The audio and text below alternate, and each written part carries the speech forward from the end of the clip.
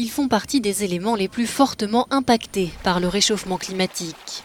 Le GIEC vient de dévoiler les conclusions alarmantes de son nouveau rapport dédié aux océans et à la cryosphère, les zones gelées de la planète. Le groupe d'experts du climat étudie 2 scénarios. Dans le premier, les émissions de CO2 sont réduites au maximum, ce qui entraîne une faible augmentation des températures globales.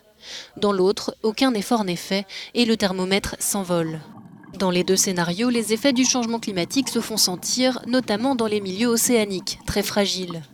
Le rapport du GIEC détaille plusieurs menaces: l'augmentation des températures, l'acidification des océans et la diminution de l'oxygène, mais aussi l'augmentation des phénomènes climatiques extrêmes comme les ouragans. Et enfin, la montée des océans qui pourrait menacer près d'1 milliard de personnes en 2050. Certains États comme les Maldives en subissent déjà les conséquences. Depuis plus de 30 ans, nous nous efforçons de faire face de manière significative à l'urgence climatique.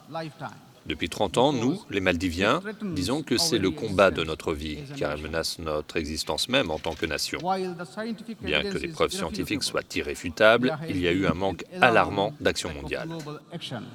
Le rapport présente plusieurs solutions, comme la protection et la restauration des écosystèmes marins, le passage aux énergies renouvelables ou encore la réduction de la pollution.